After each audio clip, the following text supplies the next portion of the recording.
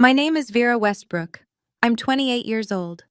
7 days before my wedding, I found out my own mother had canceled every single vendor, the flowers, the catering, the venue, and told my fiancé that I was damaged goods and he was making the biggest mistake of his life.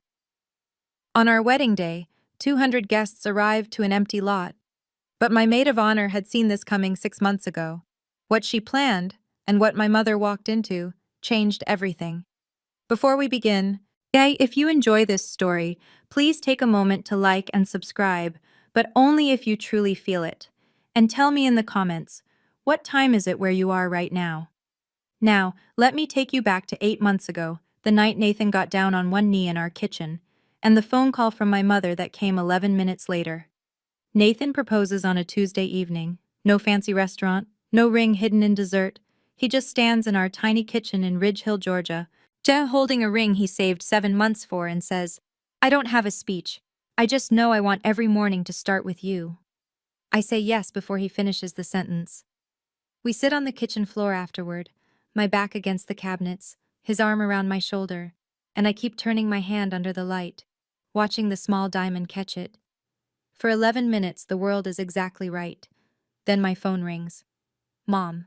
I pick up, still smiling. Mom. But Nathan just, where are you having it? No congratulations, no gasp, no, oh, honey. The wedding, she says. Where's the venue? I need to know now. I glance at Nathan. He tilts his head, listening.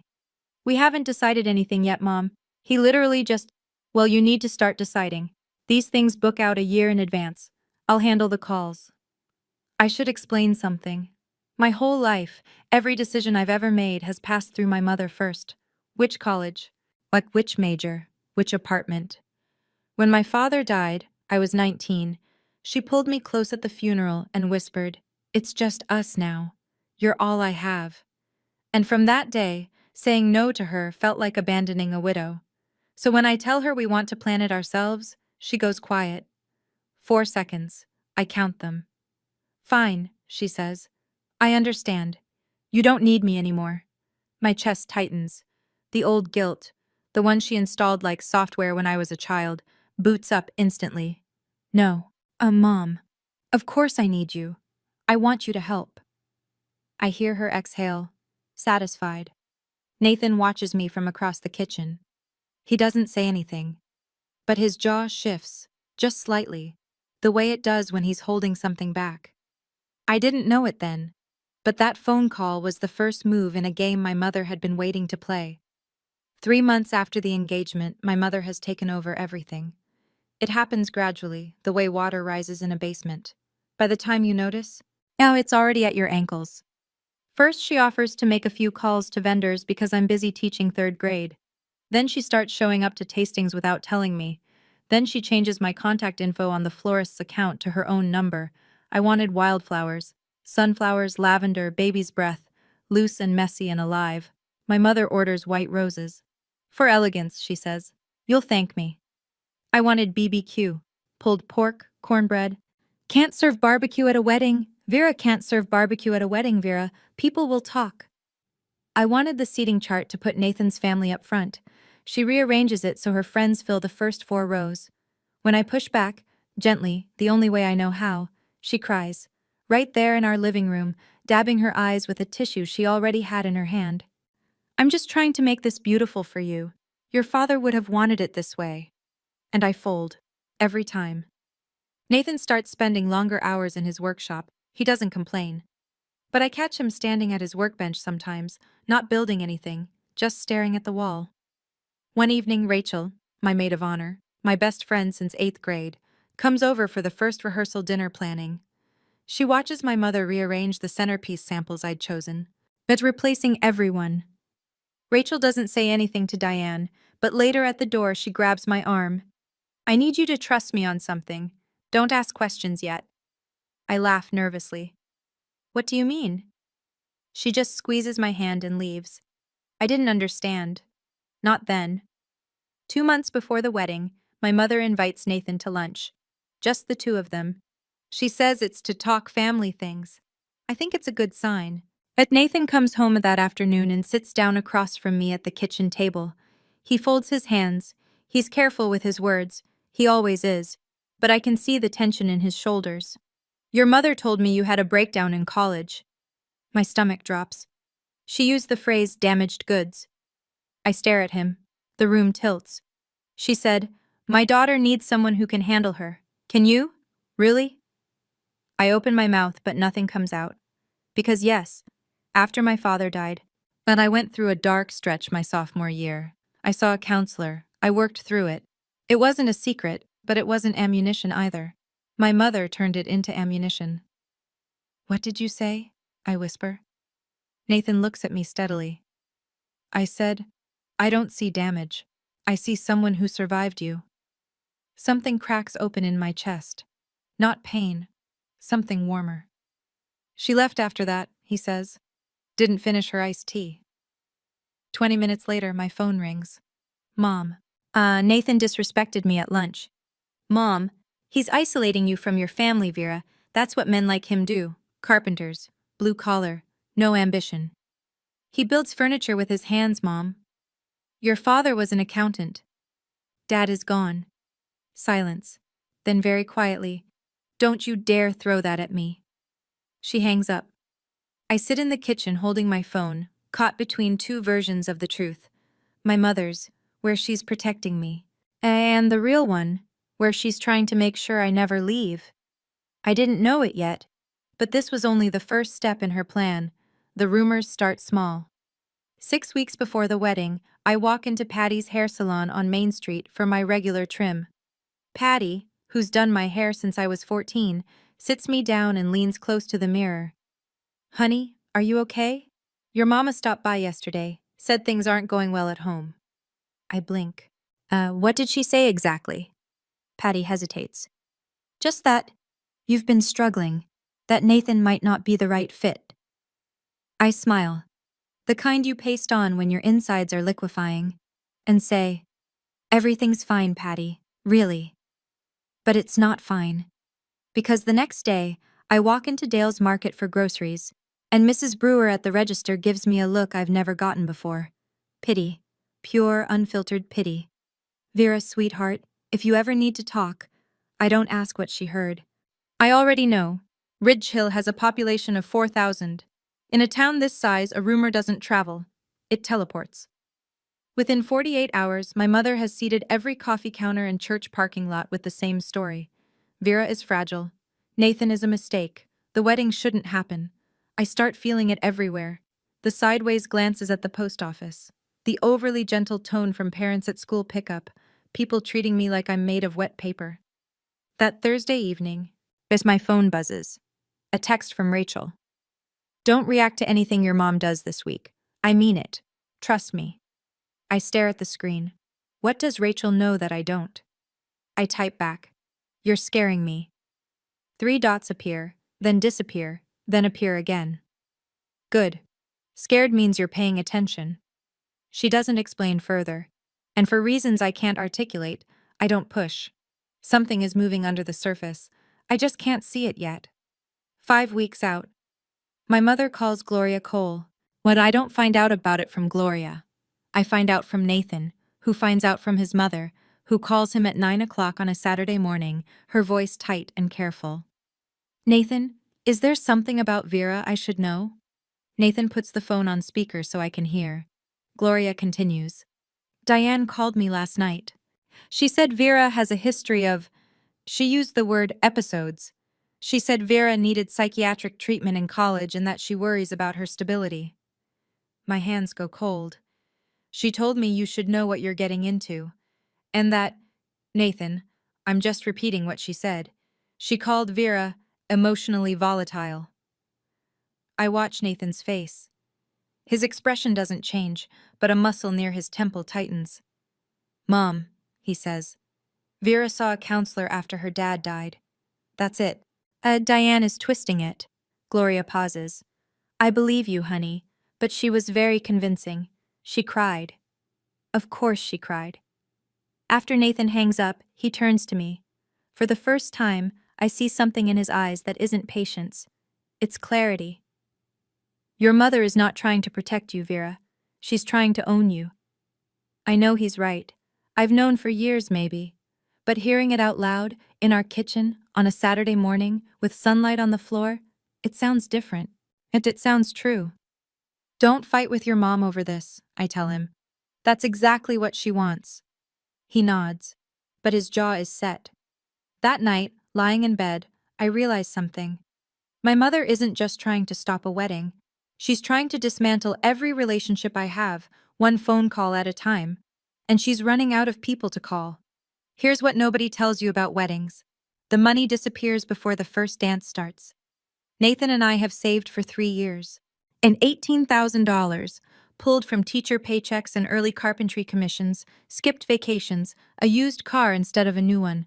Every dollar earmarked. Florist, $2,200. Caterer, $4,800.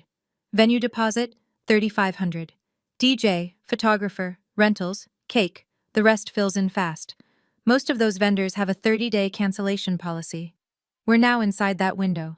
If the wedding doesn't happen, we lose almost everything. And I sit at the kitchen table one evening with our budget spreadsheet open on my laptop. Nathan's across from me, sanding a chair leg by hand because the noise of the power sander bothers our neighbor's dog. If we had to walk away right now, I say, how much do we lose? He doesn't look up. Most of it. We can't afford to lose most of it. I know. $18,000. 3 years of packing lunch instead of buying it. 3 years of Nathan working weekends. That money was supposed to be our start. A down payment fund, a safety net, a future. And right now it's sitting in contracts controlled by a woman who thinks my happiness is a threat to hers. I close the laptop. I press my palms against my eyes. If I don't do something, I say, more to myself than to Nathan, I lose the money. I lose face in front of 200 people. I lose your mother's trust. I lower my hands. And I lose myself. Nathan puts down the sandpaper. You won't lose me. I know. Then we figure it out. I nod. But sitting there, in the quiet of our kitchen, I think, this is the bottom. This is as bad as it gets. I was wrong. 7 days before the wedding. A Monday. I'm grading papers at my desk during lunch when I decide to call the florist. Just a quick confirmation. Routine. The phone rings twice. Magnolia Florals, this is Dawn. Hi Dawn, it's Vera Westbrook, just checking in on our order for Saturday. A pause. Too long. Ma'am, that order was canceled 3 days ago. The pencil in my hand stops moving. Excuse me? Your mother called. She said the wedding was off. I hang up. My fingers are shaking, but I dial the caterer. Ms. Westbrook, yes, we received the cancellation Thursday. Your mother said... I hang up again. I call the venue. I'm sorry, Ms. Westbrook. Mrs. Diane Westbrook called and canceled the reservation. She said the family had decided... I don't let her finish.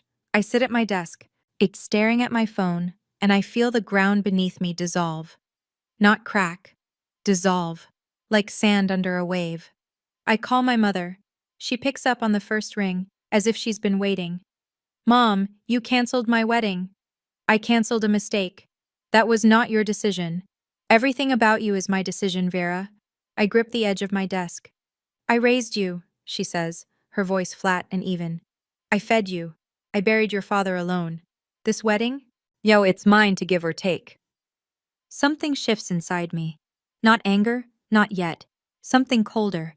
Something that has been sleeping for 28 years and just opened its eyes. No, I say. It isn't. I hang up. My hands are still shaking, but my voice was steady. And that surprises me more than anything my mother just said. The room is very quiet. 22 third graders are at recess, and I'm sitting alone with the wreckage. I don't remember driving home, and I remember the kitchen floor, the cold of the tile through my dress, the way the afternoon light made a rectangle on the wall that moved so slowly it felt like time had thickened. I'm not crying. That's the strange part. I'm just sitting there, my back against the dishwasher, my bag still on my shoulder, staring at nothing. Nathan finds me like that when he comes in from the workshop, sawdust on his forearms. He looks at me and doesn't ask what happened. Yet he just sits down next to me on the floor, close enough that our shoulders touch. 10 minutes pass, maybe 15. The refrigerator hums. She canceled everything, I say finally. Every vendor, all of them. He doesn't flinch. When? 3 days ago, behind my back. His hand finds mine. His palm is rough and warm. She told me this morning it was hers to give or take, I say. The wedding, our wedding, she said it belongs to her. Nathan is quiet for a moment. Then, we'll figure this out.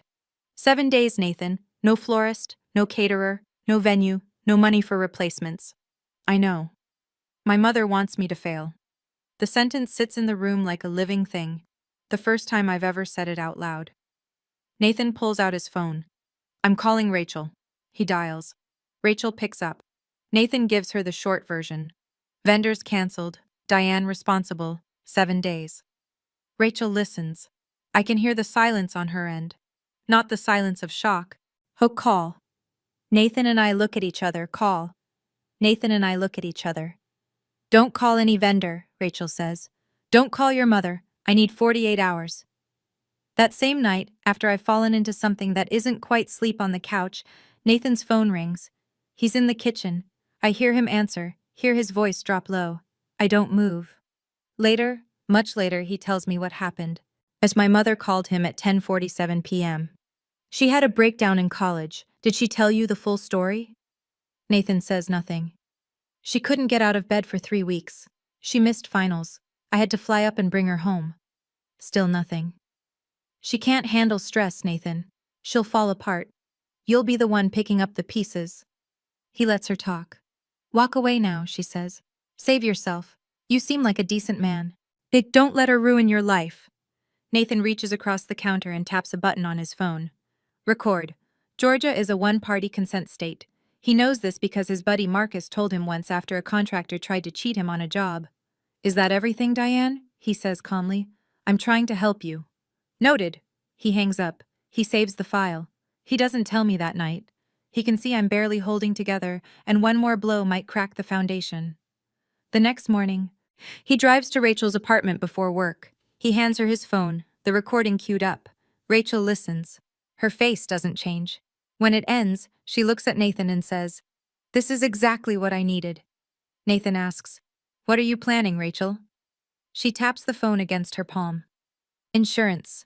He waits. "The kind your mother-in-law can't cancel." She doesn't elaborate. And Nathan, because he's Nathan, trusts her the same way I do, completely. And Rachel told me to wait 48 hours. Those were the longest 48 hours of my life. But I didn't know yet that she had been preparing for this moment for 6 months. 5 days before the wedding. Rachel shows up at our door carrying a manila folder thick enough to prop open a window. She sits at our kitchen table, the same table where Nathan proposed, where I learned about the cancellations, where every turning point of this year has happened, and opens the folder. I need to tell you something, she says, and I need you to let me finish before you react. I nod. The day your mom volunteered to handle the wedding, 6 months ago, I started making backup plans. I stare at her. 6 months? Do you remember your college graduation? I do. My mother arrived 40 minutes late, started an argument with my roommate's parents over parking, and spent the reception telling everyone that my education degree was a waste, and I should have gone into business. I cried in the bathroom. Rachel held my hair back. I made a promise to myself that day, Rachel says. She would never ruin another milestone for you.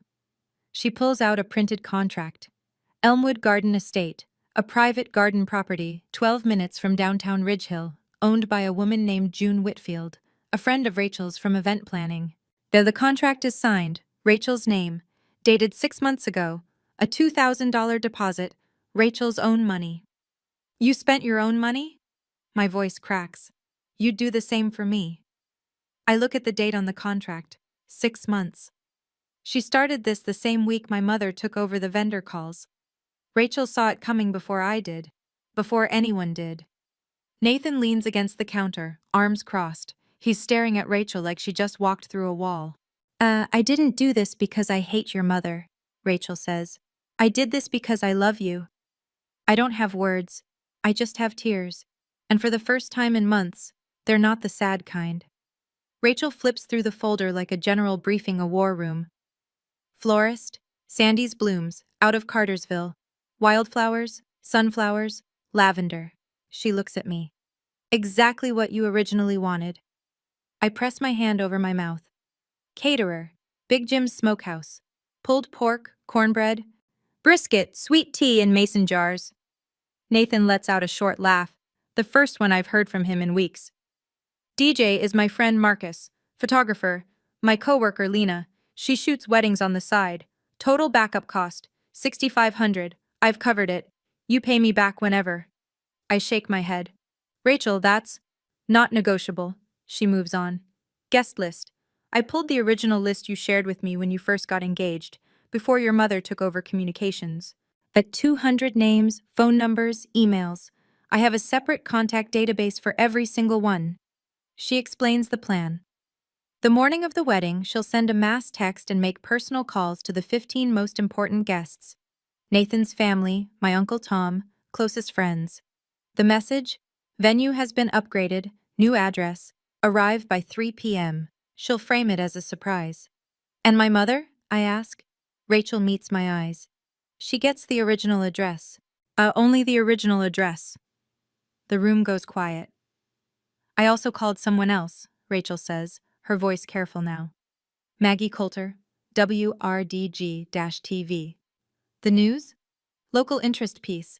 Best friend saves wedding, a community love story. Maggie doesn't know the details about your mom. She just knows it's a feel-good segment. I hesitate. A camera crew feels like a step I can't take back. Rachel reads my face. You don't have to decide now. But Vera, your mother put this on Facebook. She made it public first. This is just the truth catching up. Part of me feels guilty. The other part, the part my mother had been silencing for 28 years, feels something I haven't felt in a long time. Relief. I don't sleep that night. I lie in bed, Nathan breathing slow and steady beside me, and I run the film of my life backward. Every birthday my mother made about herself, the year she announced her hip surgery at my sweet 16, every achievement she diminished. Teaching is nice, but it's not a career. Every boyfriend she drove away before Nathan, calling each one not good enough until I believed I was the problem. And my father. The last thing he ever said to me, 3 days before the heart attack, standing at the kitchen sink in the house I grew up in. Don't let anyone shrink you, Vera, not even me. I didn't understand then. I think I do now. At 6 a.m., I call Rachel. Let's do it. You're sure? I'm sure. Good. I'll activate everything today. I hang up and make one more call. Uncle Tom, my father's younger brother. Retired Army, manages a warehouse in the next town over. He's been in my life since birth, but keeps his distance from my mother's orbit. Smart man. Uncle Tom, I need to ask you something. Shoot. Will you walk me down the aisle? The line goes quiet. I hear him clear his throat. When he speaks, his voice is rough. Your daddy would be so proud, Vera. I press the phone to my chest after we hang up. I sit on the edge of the bed and breathe. Here is what I do not do. I do not call my mother. I do not explain. I do not beg. I do not negotiate. For the first time in 28 years, I choose silence. Not the silence of submission. The silence of someone who has finally decided. 4 days until the wedding, and my mother still thinks she's won. I've thought about it a lot since then. Why my mother did what she did. Was it hate? Was it fear? Was it something broken inside her that couldn't stand to see me whole? I still don't have a perfect answer, but I'm curious. If you found out your own mother had canceled your entire wedding, what would you do? Would you confront her? Would you go silent like I did? Would you do something else entirely? Tell me in the comments. I'd really like to know. And now, back to 4 days before the wedding. 4 days before the wedding. A Thursday. I'm standing in the hallway outside my classroom at Ridge Hill Elementary, refilling my water bottle at the fountain, when I hear her voice. Not on the phone this time. In person. In my building. I'm here to check on my daughter. I look up. My mother is standing at the end of the hallway, speaking to the front desk volunteer loud enough for every open classroom door to hear. She's been unstable. I'm worried she'll have another episode. Mrs. Patterson, the 5th grade teacher, steps into her doorway. Mr. Gaines, the custodian, freezes mid-sweep.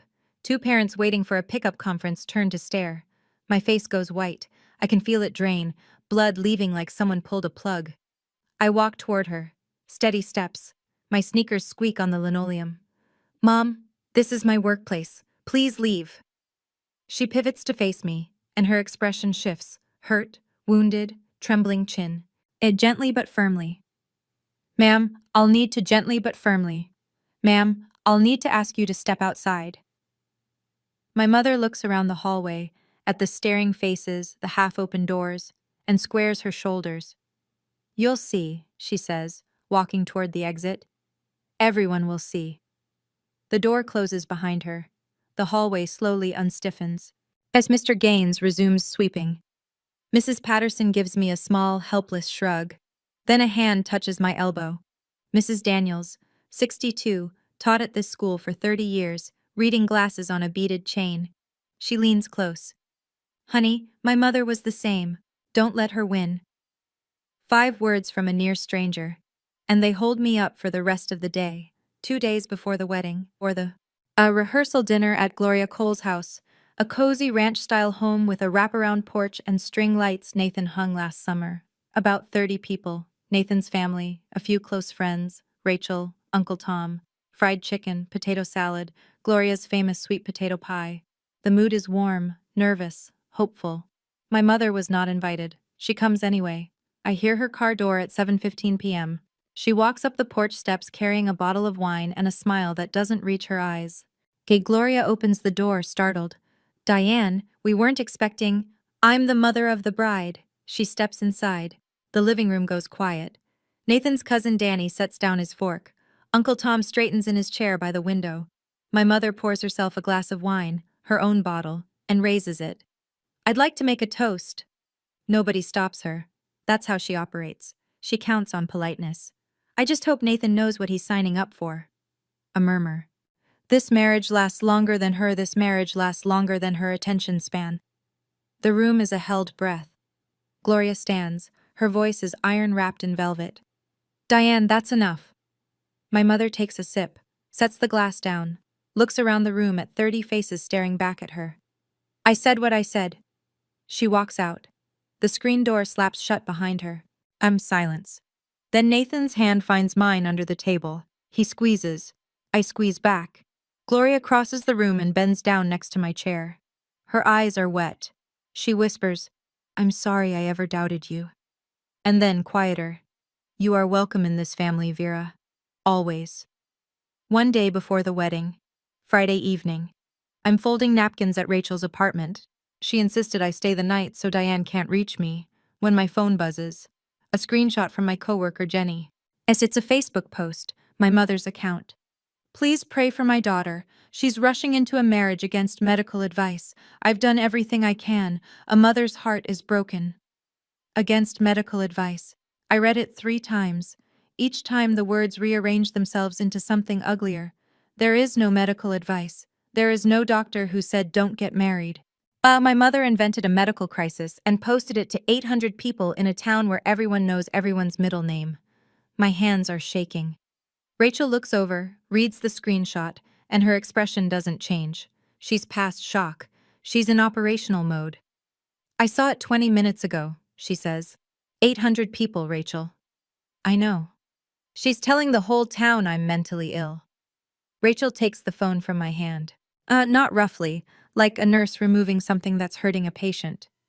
Don't respond. Tomorrow, the truth will speak for itself. Nathan calls from our house. He saw it too. I'll drive over. Stay, I say. I'm okay. I'm with Rachel. You sure? I'm sure. He pauses. No more screens tonight, Vera. I agree. Rachel takes my phone and puts it in a kitchen drawer. She makes chamomile tea. We sit on her couch, not talking much, just breathing in the same room. I lie in Rachel's guest bed that night, eyes open, staring at the ceiling fan turning slow circles. Tomorrow will be different. I'm not scared anymore. Something has shifted, quietly, like a key turning in a lock. For the first time, I can see clearly, more clearly than I've ever seen in my life. Saturday morning, wedding day, 6 a.m. I wake up in Rachel's guest room to the sound of her already on the phone. Yes, ma'am, venue upgrade, surprise for the bride and groom. A new address is Elmwood Garden Estate, 412 Whitfield Lane. Arrive by 3 p.m. Don't go to the original address. She's pacing her living room in sweatpants and a headset, a printed spreadsheet in her hand with 200 names, each one highlighted in yellow, green, or red. Yellow, mass text sent. Green, confirmed. Red, needs a personal call. By 8 a.m., she's made 15 calls. Gloria Cole, confirmed. Uncle Tom, confirmed. Nathan's cousin Danny, his Aunt Margaret. The Hendersons from next door, my coworker Jenny, Mrs. Daniels, confirmed, confirmed, confirmed. By 10 a.m., 197 out of 200 guests have confirmed the new location. 3 can't attend, 1 has a sick child, 2 are traveling. None are related to my mother's sabotage. 1 person is not on the contact list at all. Diane Westbrook receives no text, no call, no new address. As far as she knows, the wedding is at the original venue, the one she canceled. The empty lot. At noon, I put on my dress in Rachel's bedroom. It's simple. Ivory, tea-length, lace sleeves. I bought it at a consignment shop in Atlanta. $60.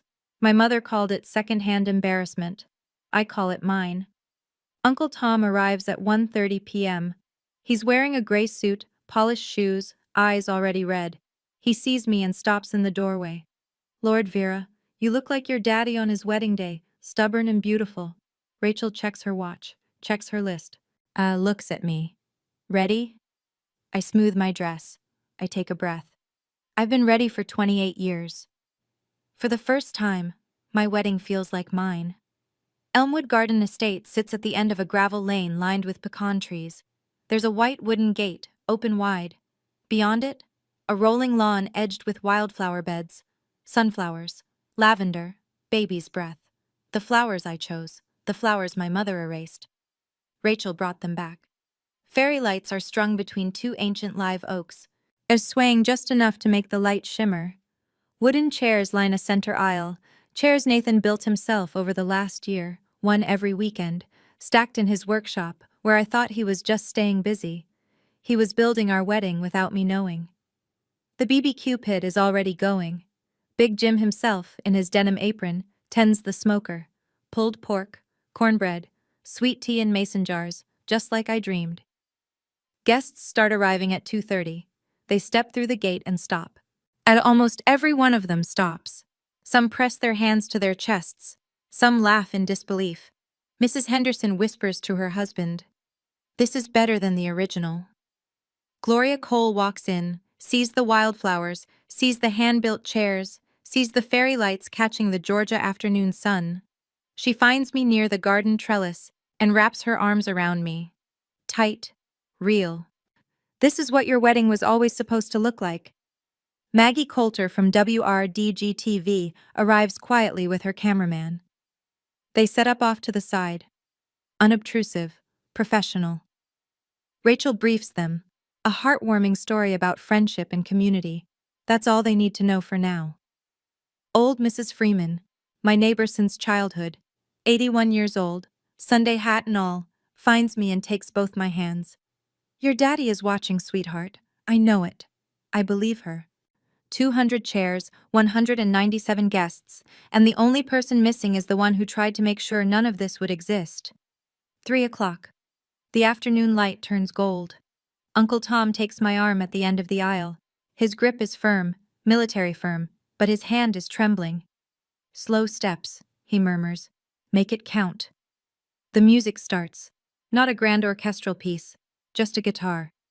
Rachel's friend Caleb sitting on a stool under the live oak, and playing a finger-picked version of the song Nathan and I danced to on our first date in his workshop, sawdust still on the floor.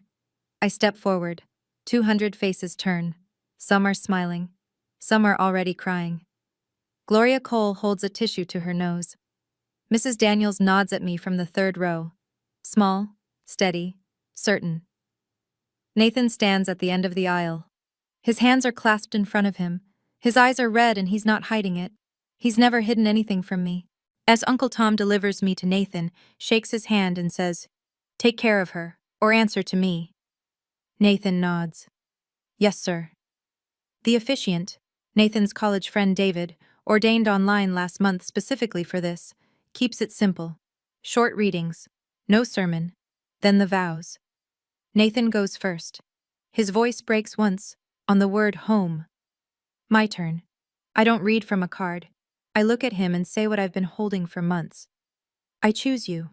Not because I need to be saved, but because I finally know I deserve to be loved without conditions.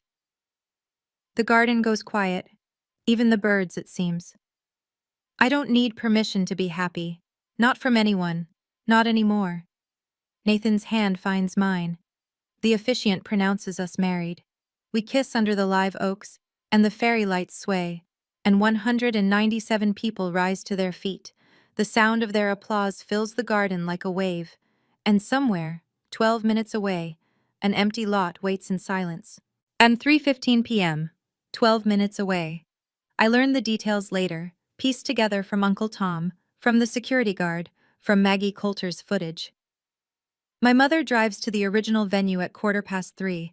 She parks her silver sedan, the one she always keeps spotless because appearances matter, and steps out in a navy blue dress and pearl earrings. She's not dressed for grief. She's dressed for victory. She walks toward the lot. It's empty. No tent, no chairs, no flowers, no caterer.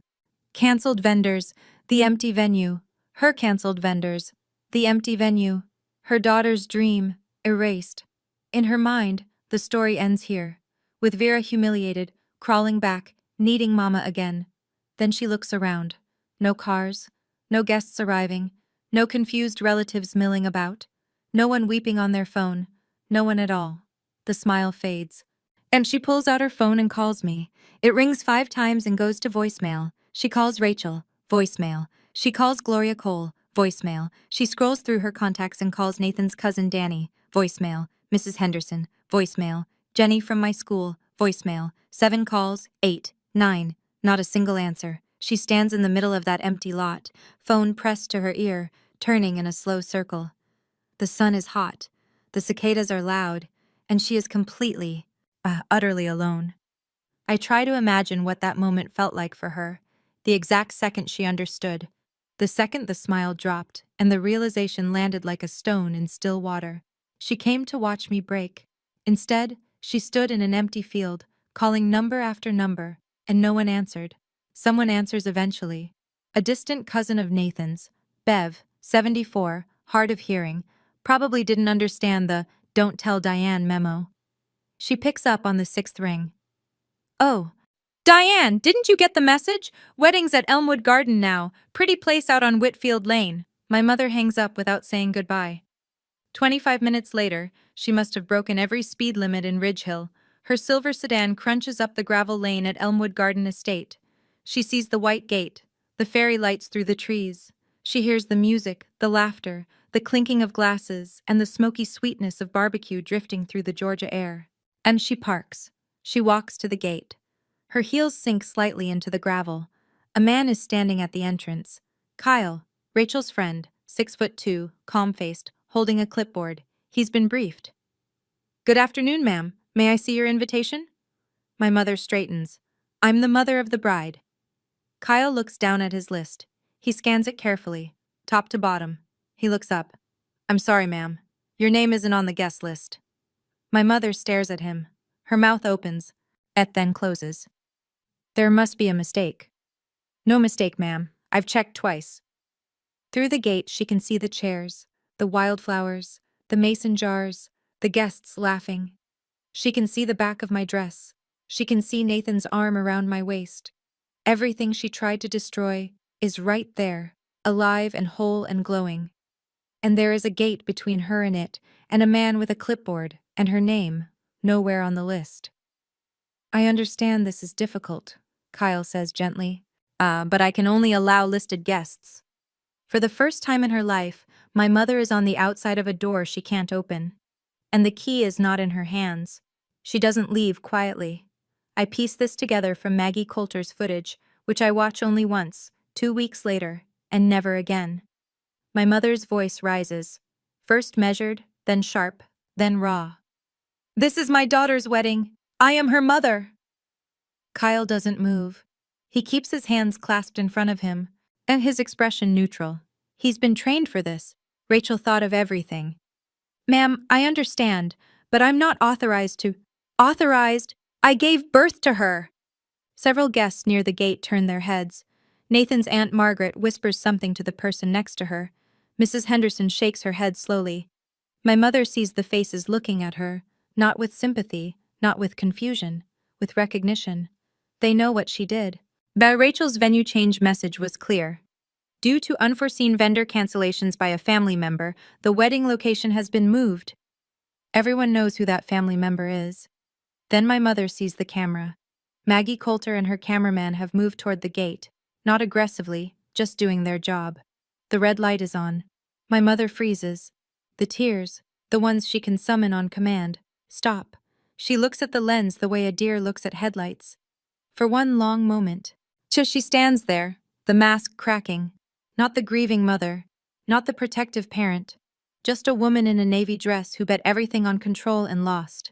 She turns around, walks to her car, opens the door, gets in, drives away. She doesn't look back. Inside the garden, I'm dancing. Nathan leads me through a clumsy two-step on the grass, while Caleb plays guitar and the fairy lights turn on as the sun dips. I don't know my mother came. I don't know she left. But Rachel stands near the dessert table, watching the gate. She sees the silver sedan disappear down the gravel road. She picks up her glass of sweet tea, takes a sip, and walks back to the dance floor. No triumph, no gloating, just peace. She came, Rachel tells me days later. She left. You didn't miss anything. The rest of the evening is the kind of ordinary I've been starving for. Paper plates loaded with pulled pork, sweet tea refilled 3 times, Nathan's 7-year-old nephew, Thumb Brady, chasing fireflies across the lawn while his grandmother yells at him to watch the flower beds. We cut the cake, 2 tiers, buttercream frosting, a small cluster of wildflowers on top.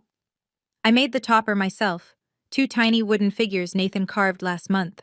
He thought I didn't notice the wood shavings on his workbench. I noticed. Gloria stands up to speak.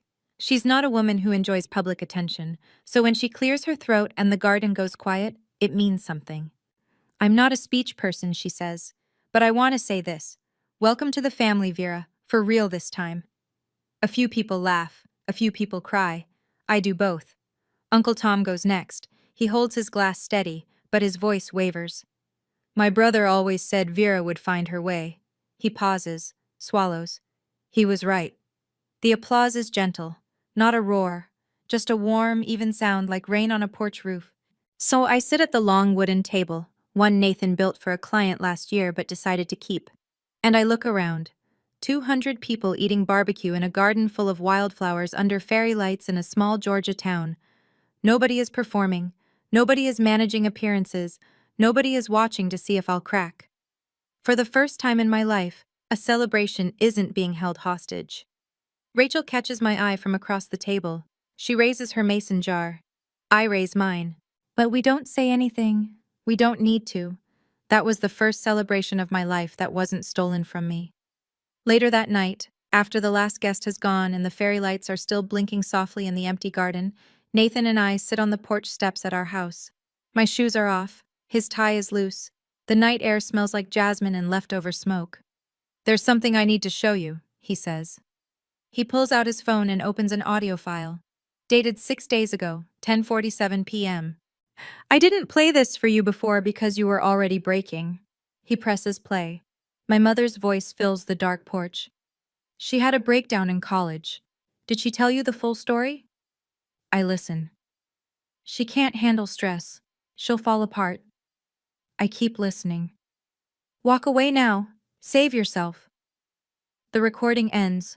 The cicadas take over. I sit with it. My mother's voice. The one that sang me to sleep. The one that read me stories. The one that told me I was too fragile, too broken, too damaged for anyone to love, hanging in the warm night air. I'm not damaged, I say. I never was.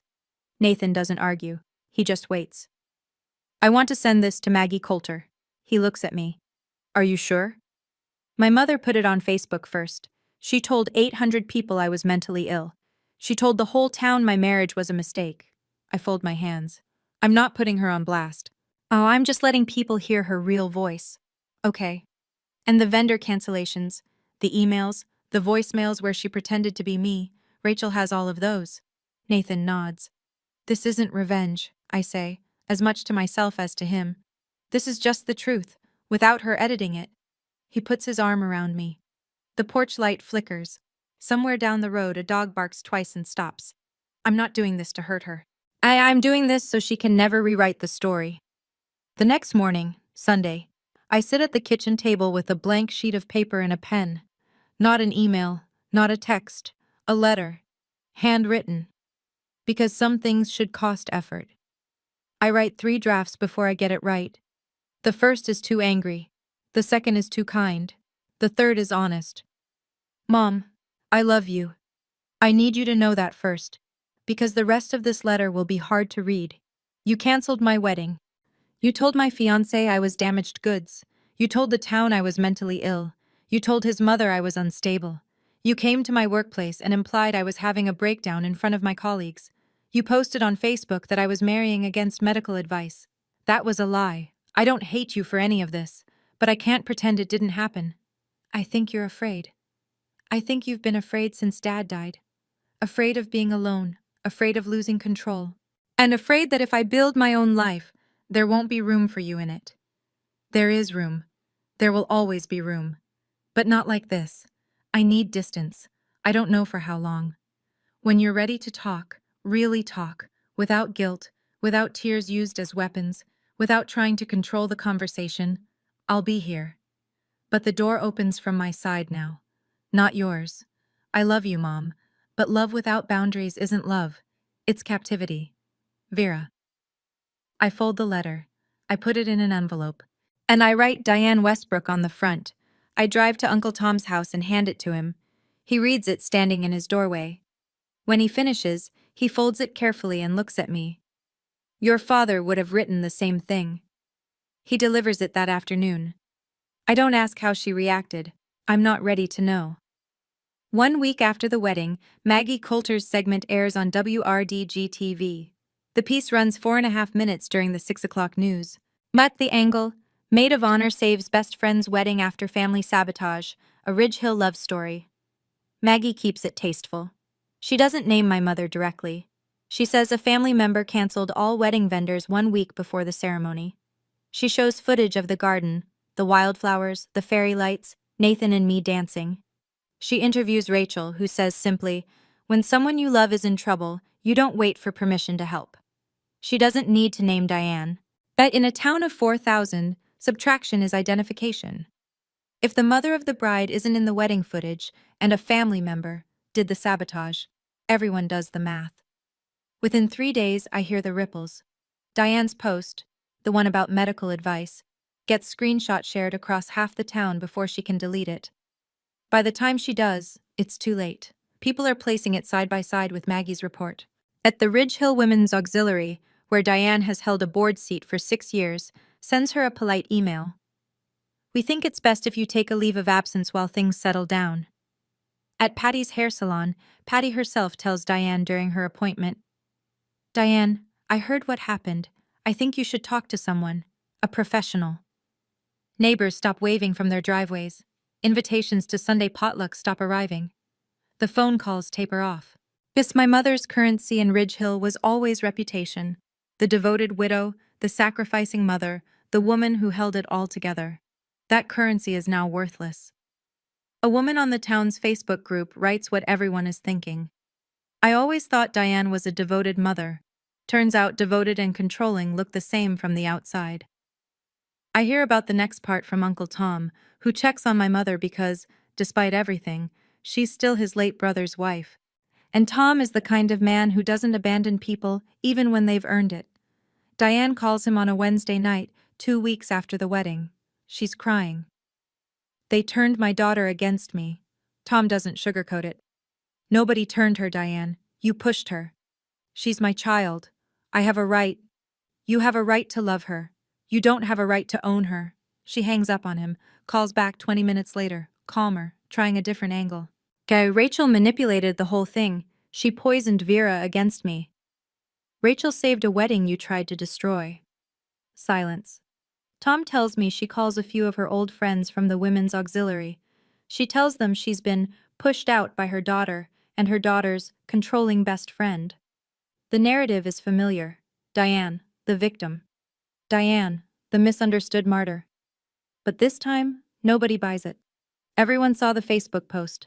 Everyone watched Maggie's report. Us need help. Real help, not sympathy. Tom need help. Real help, not sympathy. Tom drives by Diane's house one evening and sees the lights on in the kitchen. Through the window, she's sitting alone at the table, looking at an old photo album. Her wedding album, her and my father. Young, smiling, unbroken. He tells me this carefully, like he's not sure I want to hear it.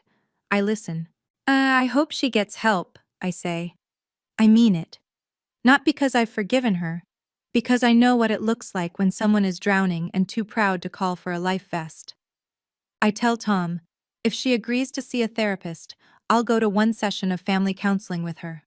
One. That's my offer. It's not forgiveness. It's a condition. And it's the most generous thing I can give right now. The money sorts itself out, mostly. But Nathan and I contact the original vendors, the ones my mother canceled by impersonating me. We bring the receipts. The emails where Diane signed as Vera Westbrook. The voicemails where she used my name.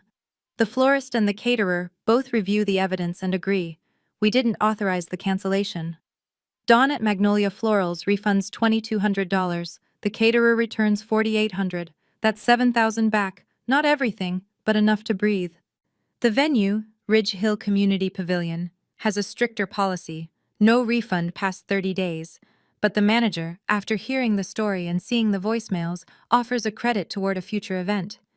Nathan says we'll use it for a first anniversary party. I laugh for the first time in a while. We pay Rachel back the $6,500 within 2 months. She resists. Consider it a wedding gift, she says. I wire it anyway. Some debts aren't about money. They're about respect. Something unexpected comes from the wedding itself. 3 guests who saw the hand-built chairs and tables Nathan made for the reception reach out to him the following week. Custom furniture orders, a dining set for the Hendersons, a rocking chair for old Mrs. Freeman, a bookshelf for Maggie Coulter's producer. Nathan's workshop, which had been struggling for steady clients, suddenly has a 3-month waitlist. I don't file charges against my mother. I don't sue for damages. And I consider it, briefly, but I'm a 28-year-old teacher in a small town, and she's my mother. The legal system isn't built for this kind of wound. But I keep everything, every voicemail, every email, every screenshot, filed neatly in a folder Rachel labeled, just in case. We didn't get rich. We didn't get even. We just got free. 3 months later. Our house is small. 2 bedrooms, 1 bathroom, a porch that needs repainting. Nathan says he'll get to it in spring. And I believe him because the man finishes everything he starts. I go back to teaching. The 3rd graders don't know anything about what happened, and that's exactly how I want it. They care about multiplication tables and who gets to feed the class hamster. It's the most grounding thing in my life. Mrs. Daniels, the teacher who whispered, "Don't let her win" in the hallway that day, starts leaving a cupcake on my desk every Friday. She never mentions why. I never ask. Gloria Cole and I have dinner together every other Sunday. She's teaching me to make peach cobbler, the Cole family recipe, handwritten on an index card so old the ink is fading. Last Sunday, she handed me the original card. "It's yours now," she said. "Family recipe goes to family." I taped it inside our kitchen cabinet, next to a photo of Nathan and me at Elmwood. I haven't spoken to my mother directly. Uncle Tom is the bridge. He tells me she started seeing a therapist. Went twice. Quit. I went back. Quit again. Then went back a 3rd time. "She's trying," Tom says on the phone one evening. "Slowly." "Slowly is fine," I tell him. "I'm not going anywhere." I mean it. The door I described in my letter, the one that opens from my side, is still there. I check on it sometimes, in my mind, the way you check on a plant you're not sure will survive the winter. I don't need my mother to be perfect. I just need her to stop pretending I'm broken. That's the minimum. And for the first time, I'm not afraid to hold it. I want to say something to you directly, not as a character in a story. As me. Vera. I didn't tell you all of this so you'd hate my mother. She's a woman in pain. She lost her husband too young, and she never learned the difference between holding on and holding hostage. Her fear is real. Her grief is real. But her pain doesn't give her the right to destroy my life. And yours doesn't either, whoever yours is. But if you have someone in your life, a mother, a father, a sibling, a partner, who uses love like a leash, who makes you feel guilty for being whole, who punishes you for growing, I want you to hear me. You are not ungrateful for wanting air. You are not selfish for saying no. You are not a bad daughter or a bad son for building a life that doesn't orbit their anxiety. Boundaries are not walls, they're doors, and you get to hold the key. I didn't plan a revenge. I didn't scheme. But I was lucky. I had Rachel. I had Nathan. I had Uncle Tom and Gloria and Mrs. Daniels and 200 people who showed up at a backup garden on a Saturday in Georgia because someone sent them a text that said, "Trust me." If you don't have a Rachel, if there's no one in your corner right now, then be your own Rachel. Make a plan, not a plan for revenge, a plan for your future, a plan that protects the version of yourself your mother or father or whoever is trying to erase. You deserve to exist without permission. I know, because I spent 28 years waiting for permission, and the day I stopped asking was the day my life actually began. I've asked myself so many times since then, if Rachel hadn't made that backup plan, what would have happened? Would I have been strong enough to stand on my own? Honestly, I'm not sure. So I want to ask you, do you have a Rachel in your life? Someone who protects you before you even know you need protecting? Or are you someone's Rachel, the one holding the backup plan together while they fall apart? Tell me in the comments. I'd really love to hear your story. Now, let me tell you how this ends. 6 months after the wedding. I come home from school on a Tuesday afternoon. There's a piece of mail on the porch. Not in the mailbox, on the porch. Hand-delivered. A cream-colored envelope with no return address, my name written in handwriting I'd recognize in the dark. As I open it, standing in the doorway. No letter inside. No words. Just a single pressed wildflower. A black-eyed Susan, flattened and dried between two sheets of wax paper. I hold it for a long time. A wildflower. The flower I chose for my wedding. The flower my mother replaced with white roses. The flower Rachel brought back. I don't know if it's an apology. I don't know if it's a goodbye. I don't know if she pressed it from her own garden or bought it somewhere or picked it from the roadside ditch out on Route 12 where black-eyed Susans grow wild every summer. I don't call her. I'm not ready. Maybe she's not ready either. I carry the flower inside and place it on the bookshelf, leaning against our wedding photo. Nathan and me under the live oaks, fairy lights in the background, wildflowers everywhere. My mother didn't say anything. And maybe that's the kindest thing she's done in years. Nathan comes in from the workshop, sawdust on his forearms. He sees me standing at the bookshelf. "You okay?" "Yeah." I turn around. "I'm good."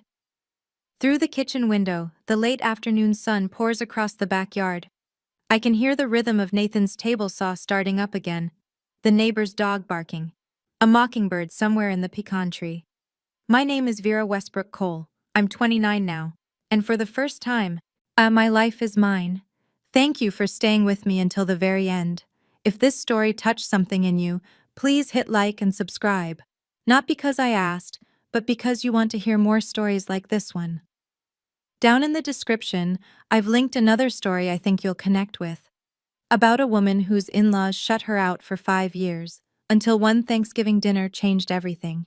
It's a good one, and wherever you are right now, whatever your version of Ridge Hill looks like, I hope you find your Elmwood garden. See you in the next one.